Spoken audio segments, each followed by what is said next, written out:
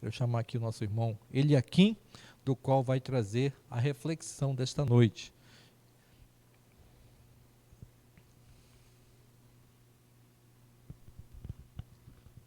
Deus abençoe, irmão.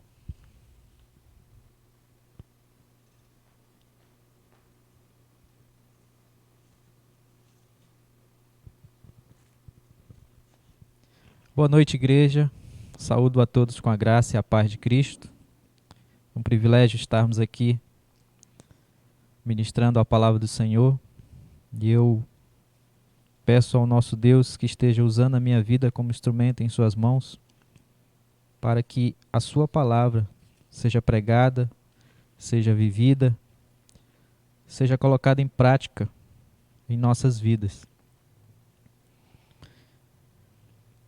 Dando continuidade à nossa tema de estudo, a primeira carta aos Tessalonicenses, no qual nós vemos uma série de estudos nas quartas-feiras, em que podemos ver a palavra, o proceder cristão em cada área, no amor, na fé, no evangelho, né? E em meio às tribulações. E hoje nós veremos o proceder cristão no testemunho. E para isso nós leremos o texto bíblico no qual estudaremos, que é 1 Tessalonicenses, capítulo 2, dos versículos 17 a 20. Você que está em sua casa, abre sua Bíblia em 1 Tessalonicenses, capítulo 2, versos 17 a 20. Assim diz a palavra do Senhor. Ora, nós, irmãos, orfanados por breve tempo de vossa presença, não porém do coração, com tanto mais empenho, diligenciamos com grande desejo e ver-vos pessoalmente. Por isso, quisemos ir até vós, pelo menos eu, Paulo, não somente uma vez, mas duas. Contudo, Satanás nos barrou o caminho, pois quem é a nossa esperança ou alegria? Ou coroa em que exultamos na presença de nosso Senhor Jesus em sua vinda? Não sois vós? Sim, vós sois realmente a nossa glória e a nossa alegria. Senhor Deus, eterno Pai, nós te damos graças pela tua bondade, pela tua misericórdia, ó Deus, e estamos aqui, ó Deus, para ministrar a tua palavra, Deus Santo, e use a minha vida como instrumento em tuas mãos, ó Deus. Que as vidas que estão acompanhando aí esta palavra, Deus Santo, que em nome de Cristo Jesus, Pai, sejam tocadas por elas, ó Deus, por ela, e que o Espírito Santo do Senhor esteja agindo, ó Deus, em suas vidas e em seus corações, ó Pai. Nós te agradecemos, ó Deus, pelo privilégio, ó Deus Santo, de estarmos aqui pregando a tua palavra, ó Deus, mesmo em meio às circunstâncias que vivemos, ó Pai. Como João diz, que o Senhor cresça, ó Pai, e que eu diminua, ó Pai Santo. E que em nome de Jesus, que o Senhor, Pai, apareça e que as pessoas vejam Cristo, Deus, em nossas vidas. Pois é em nome de Jesus Cristo que eu te oro e te agradeço. Amém. O proceder cristão no testemunho.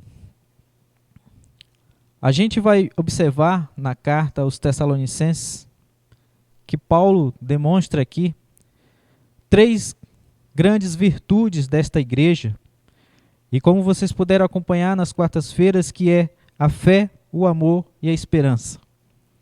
A gente observa nessa igreja que eles tiveram um testemunho dentro mesmo da sua cidade, da sua região, a Macedônia, como também nas outras regiões, na Acaia, cujo essa carta foi escrita, no qual a capital era Corinto. E de lá, Paulo escreve esta carta aos Tessalonicenses, e mostrando a eles que a fé deles chegou até aquele local. Nós podemos observar também que, como em todas as cartas que Paulo escreve, há sempre aqueles opositores à palavra de Deus, opositores à igreja do Senhor. E aqui não foi diferente. Paulo, enfrentou acusações falsas levantadas por seus opositores, acusando ele de ser interesseiro, enganador e também que não tinha integridade. E que tudo que fazia era falso, colocando também em xeque o quê? O amor que Paulo tinha pela sua igreja, por aquela igreja.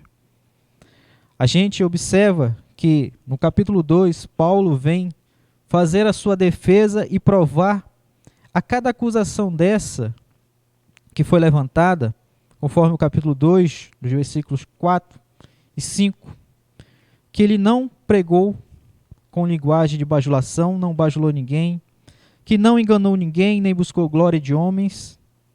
Ele sempre foi íntegro, como assim diz o versículo 10 do capítulo 2, que assim diz a palavra do Senhor: vós e Deus sois testemunha de modo, porque piedosa, ou santo, justo e irrepreensível procedemos em relação a vós que crerdes.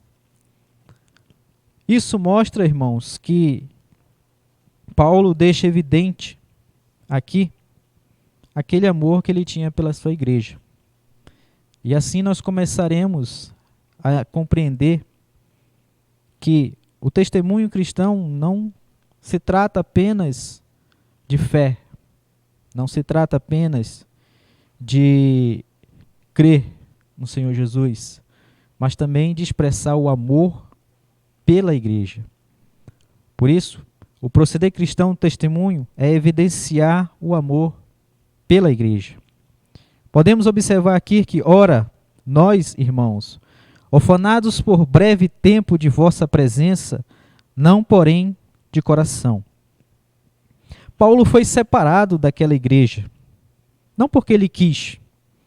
Podemos observar, como foi lido nas quartas-feiras, em Atos capítulo 17, que Paulo teve que sair de Tessalônica à noite, porque a pregação dele trouxe um alvoroço grande naquela cidade, porque trouxe inveja naquele povo judeu e fez com que Paulo fosse tirado de seus pequenos filhos novos na fé. E a gente vê que Paulo deixa claro que as circunstâncias da separação daquela igreja, e vê que ele tinha muito a ensinar, tinha muito a mostrar a fé, o amor, a esperança. Tinha tanto para falar como a vinda de Cristo, que foi uma das dúvidas que aconteceu, um dos problemas que aconteceu aqui, que Paulo teve que explicar a esta igreja sobre a segunda vinda de Cristo. Mas Paulo deixa bem claro que, mesmo à distância, ele não tinha esquecido daquela igreja. Ele não tinha esquecido do amor que ele tinha pelos seus, por aqueles novos filhos na fé. E isso vem mostrando aqui, no capítulo 17, que mesmo separado, porém não do coração, com tanto mais empenho, diligenciamos com grande desejo viver pessoalmente. Paulo queria não só ver os rostos dos seus queridos irmãos. Paulo queria que mais ainda evidenciar esse amor que ele sentia por aquela igreja, porque colocou em xeque, em dúvida, naqueles irmãos, que Paulo apenas chegou lá, pregou a palavra e nem ligou para eles. Mas Paulo deixa claro aqui que não esqueceu e que ama eles. A gente pode ver aqui no versículo 8. Assim querendo, do capítulo 2, assim querendo-vos muito, estávamos prontos a oferecer-vos não somente o evangelho de Deus, mas igualmente a própria vida. Por isso que vos tornastes muito amados de nós. Então, a gente vê aqui que Paulo amava esta igreja e que repentinamente foi separado da sua igreja. Irmãos, hoje a gente pode observar este contexto acontecendo conosco hoje. Hoje, nós estamos separados de nossos irmãos. Hoje, a igreja em si não pode dar nenhum abraço, não pode dar nenhum aperto de mão em seu irmão, devido a esta pandemia. Mas, irmãos, como Paulo aqui estava separado dos seus queridos irmãos, ele demonstrou o seu amor por eles, testemunhando isso através desta carta que aqui estamos lendo.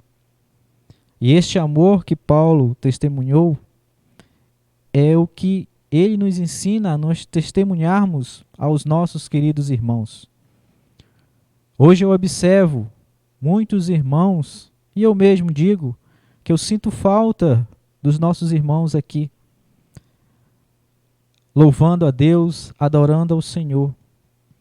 A gente passa por problemas, mas nós somos a igreja do Senhor.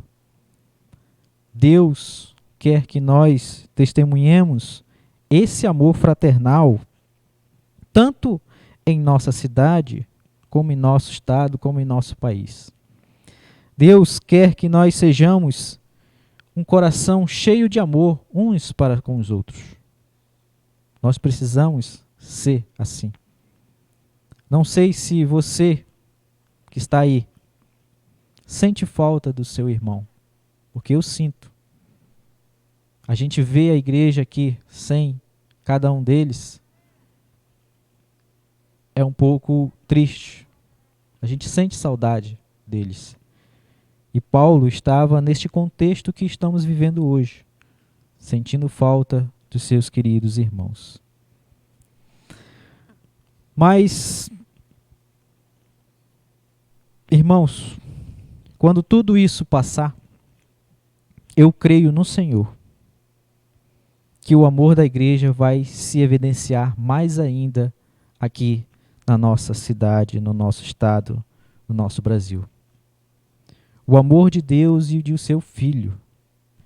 Esse amor que ele não ficará contido aqui, somente nas quatro paredes da igreja, mas ele será expandido.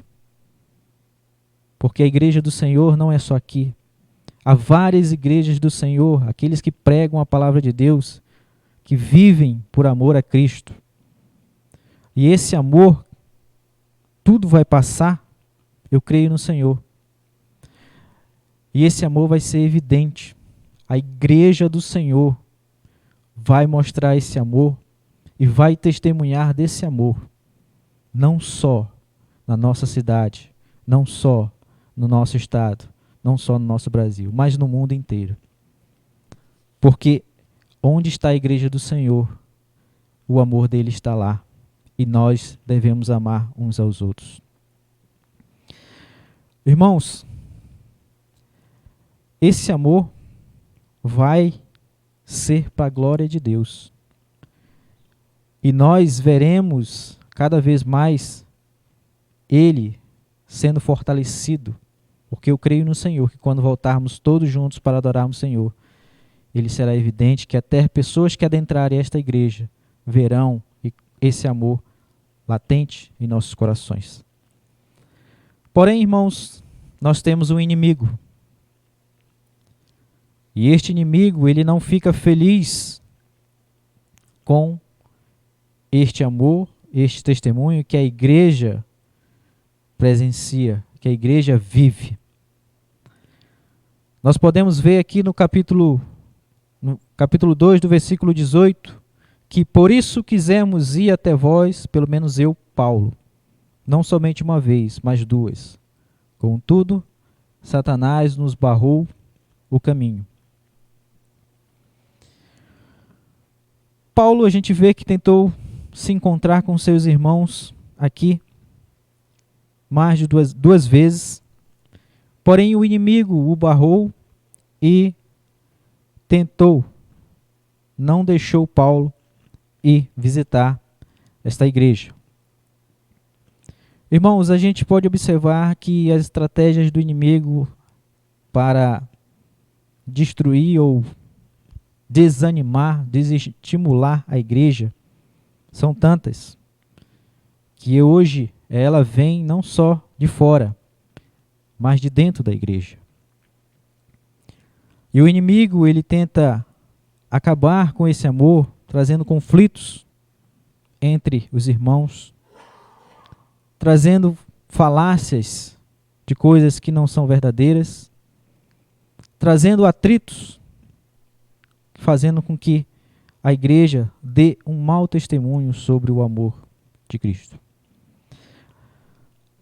Nós devemos, irmãos, estar orando e vigiando, porque assim diz a palavra do Senhor e porque assim o nosso Senhor Jesus Cristo diz: vigiai e orai para que não entreis em tentação. Porque o inimigo, ele apenas espera uma brecha para adentrar e para fazer o que quiser. Entretanto, irmãos, aqui a gente pode observar que Paulo foi impedido por Satanás. Não é que Satanás tem o mesmo poder igualitário igual ao de Deus, não. Deus é soberano. E como a gente vê em Jó, ele só faz aquilo que Deus permite. Ou seja, Satanás, ele apenas pode agir se Deus permitir. Porque Deus é soberano. E principalmente com os seus. Deus tem o controle de tudo. Deus está acima de tudo. Mas, irmãos, aquilo que foi ruim para Paulo, aquilo que Paulo não conseguiu chegar nesta igreja e demonstrar mais ainda o seu amor em presença, se tornou uma bênção. Porque Deus tira daquilo que é mal coisas boas. Se Paulo tivesse ido àquela igreja, hoje nós não estaríamos lendo esta carta e estudando ela e os ensinamentos que ela traz para nós. Deus é soberano e sabe todas as coisas. Lembro também uma história bíblica em que José, seus irmãos, mentiram ao seu pai, venderam ele e ele foi levado ao Egito. E lá ele se tornou, passou por sofrimentos, por várias coisas, aquilo que era mal para ele, mas chegou ao segundo no comando no Egito. E a sua família foi salva por causa de José. E só mais tarde José compreendeu que ele foi para lá porque Deus tinha enviado ele antes para salvar sua família. Hoje, tudo que podemos passar ou estamos passando, irmãos, a gente tem que ver o que Deus quer mostrar para nós futuramente. Eu creio no Senhor, que é para evidenciar mais ainda o amor a Cristo, a fé fortalecida, a esperança na vinda do Senhor e também o amor uns para com os outros. O fortalecimento desse amor que quebra barreiras e que testemunha tanto aqui dentro da igreja como lá fora, como em todos os lugares. Irmãos, também situações fazem com que pessoas sejam barradas pelo inimigo. Satanás impediu Paulo de ir à igreja, mas Deus não permitiu que Timóteo fosse impedido de ir àquela igreja. Talvez Deus queria ensinar a Timóteo algo, e Timóteo também pegou essa oportunidade para aprender mais sobre a palavra de Deus, a sua missão e aquilo que ele tem para dar a Deus. Então, irmãos, nem todas as situações, circunstâncias, provações que passamos são ruins. Deus está no controle de tudo e mais à frente ele vai mostrar aquilo que ele quer para a sua igreja. Tudo isso que estamos vivendo hoje é permissão de Deus. Mas nós, como a igreja do Senhor, temos que testemunhar, continuar firmes, fortalecidos na sua presença, confiando no Senhor, porque Ele é a nossa força. Ele é a nossa força.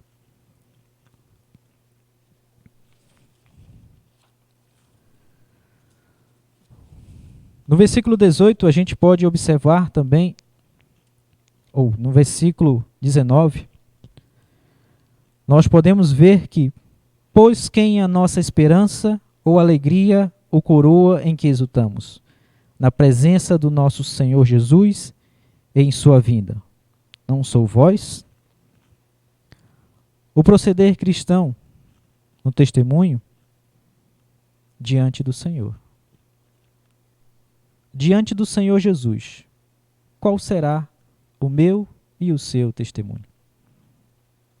Há um texto bíblico em Mateus, capítulo 25, os versículos 31 a 46. Mateus capítulo 25, dos versículos 31 a 46.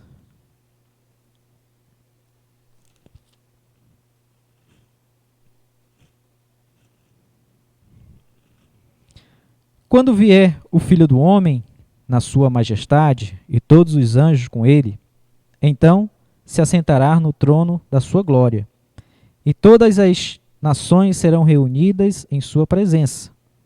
E ele separará uns dos outros, como o pastor separa os cabritos das ovelhas. E porá as ovelhas à sua direita, mas os cabritos à esquerda. Então dirá o rei aos que estiverem à sua direita: Vinde, benditos de meu Pai, entrai na posse do reino que vos está preparado desde a fundação do mundo. Porque tive fome e me deste de comer. Tive sede e me deste de beber. Era forasteiro e me hospedaste. Estava nu e me vestiste.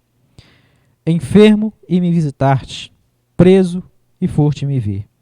Então perguntaram os justos: Senhor, quando foi que te vimos com fome e te demos de comer? Ou com sede e te demos de beber? E quando te vimos forasteiro e te hospedamos? Ou nu e te vestimos? E quando te vimos enfermos ou preso e te fomos visitar? O rei, respondendo, lhes dirá: Em verdade vos afirmo que sempre que o fizerdes a um destes meus pequeninos irmãos, a mim o fizerdes. Então o rei dirá também aos que tiverem à sua esquerda: Apartai-vos de mim, malditos, para o fogo eterno, preparado para o diabo e os seus anjos. Porque tive fome e não me deste de comer, tive sede e não me deste de beber. Sendo forasteiro, não me hospedastes, estando nu, não me vestiste, achando-me enfermo e preso, não foste ver-me. E eles perguntaram: Senhor, quando foi que te vimos com fome, com sede, forasteiro, nu, enfermo ou preso, e não te assistimos? Então lhes responderá: Em verdade vos digo que sempre que o deixardes de fazer a um destes mais pequeninos, a mim o deixaste de fazer. E irão este para o castigo eterno, porém os justos para a vida eterna. Uma certeza Paulo tinha, e a certeza que Paulo tinha que diante do Senhor ele teria uma alegria constante e uma alegria e uma coroa de glória. Porque, como Moody diz, a esperança de Paulo, a sua alegria e a única razão de glória era o pensamento das almas que poderiam apresentar a Cristo. Então, irmãos, que almas nós temos apresentado a Cristo? Cadê os nossos filhos na fé? A quem eu e você cuidamos, orientamos, direcionamos, discipulamos? Quais foram os meus frutos? Daqui a pouco tempo nós nos apresentaremos diante de Jesus. E ele vai fazer essas mesmas perguntas que acabamos de ler. Me deste de comer? Me vestiste? Quando estava doente? Foi me ver? Me acolheu? Isso é algo para que nós possamos refletir, irmãos. Porque diante do Senhor nós também teremos que testemunhar. E diante do Senhor nós estamos também não só testemunhando ao mundo, mas a Ele. Nós somos as testemunhas de Cristo.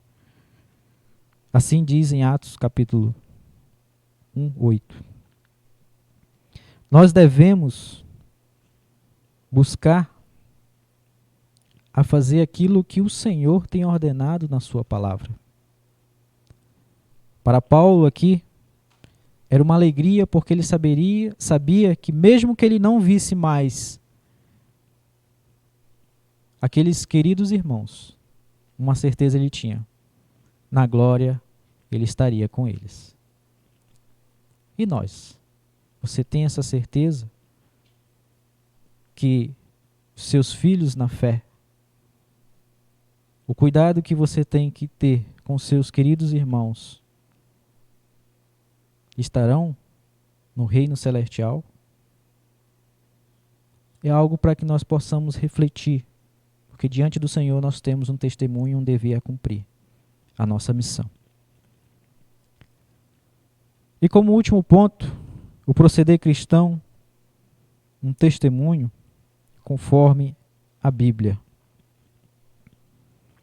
Quando procuramos viver a palavra em nossa vida, podemos ver no porvir os frutos de nosso labor. Sim, vós sois realmente a nossa glória e a nossa alegria. Paulo via isso em seus irmãos tessalonicenses. Vós sois realmente a nossa glória e alegria. Era motivo de orgulho para Paulo ver seus queridos irmãos sendo seus imitadores, pois receberam a palavra e viviam por ela, conforme capítulo 1, verso 6, que diz assim: com efeito, vos tornastes imitadores nossos e do Senhor, tendo recebido a palavra, posto que em meio de muita tribulação, com alegria do Espírito Santo. Portanto, uma das coisas que nós temos como distintivo batista é que a Bíblia é a nossa regra de fé e prática. A Bíblia. Porém, muitas vezes, nós esquecemos desta palavra. Muitas vezes, nós sabemos como são, mas não vivemos por elas. A Bíblia tem que ser vivida diariamente em nossas vidas. Devemos viver biblicamente, diariamente. Não só em palavras, mas em ações. Pois assim, como Paulo diz em 2 Coríntios, capítulo 3, verso 3. Assim diz a palavra do Senhor em 2 Coríntios, capítulo 3, verso 3. Estando já manifesto como carta de Cristo, produzida pelo nosso ministério, escrita não com tinta, mas pelo Espírito do Deus vivente, não em tábuas de pedra, mas em tábuas de carne, isto é, nos corações. Nós somos a carta de Cristo e nós devemos ser autênticos cristãos. Nós devemos testemunhar a Bíblia prática em nossas vidas, não só em palavras, mas em ações. Concluindo, irmãos, O testemunho é algo que nós devemos pensar diariamente em nossas vidas. O testemunho é algo que nós devemos vivenciá-la diariamente. Não só aqui, mas em todo lugar que estivermos. Nós somos cartas de Cristo. Nós exalamos o bom perfume de Cristo. E por isso nós devemos amar uns aos outros. Por isso nós devemos saber que diante de Deus eu tenho um testemunho e de que vidas foram convertidas, usadas, usando a minha vida como instrumento nas mãos do Senhor, para que elas se achegassem a Cristo. E que eu vivo a Bíblia diariamente, constantemente. Como Davi diz, guardei a tua palavra em meu coração, para não pecares contra ti. Que nós possamos viver essa vida de testemunho prático, não de palavras, diariamente. Porque aqui a gente pode observar que Paulo amava muito aquela igreja, tinha um testemunho diante do Senhor e tinha certeza que lá com eles estariam se alegrando nas bodas do Cordeiro. Que Deus abençoe a sua vida e que em nome de Jesus Cristo, essa palavra que hoje você ouviu, que essa palavra que hoje você testemunhou, possa colocar em seu coração o desejo de amar mais a sua igreja, de amar mais os seus irmãos, o desejo de amar mais ao nosso Senhor e fazer por Ele, para Ele, todas as coisas. E de viver a Bíblia diariamente. Querido Deus, eterno Pai, nós te somos gratos pela tua bondade, pela tua graça e pela tua misericórdia, Deus. Te agradeço pelo privilégio de ministrar a tua palavra, Deus Santo. Usa minha vida como instrumento em tuas mãos e como testemunho vivo, ó Deus, do teu grande e maravilhoso amor que foi mostrado naquela cruz.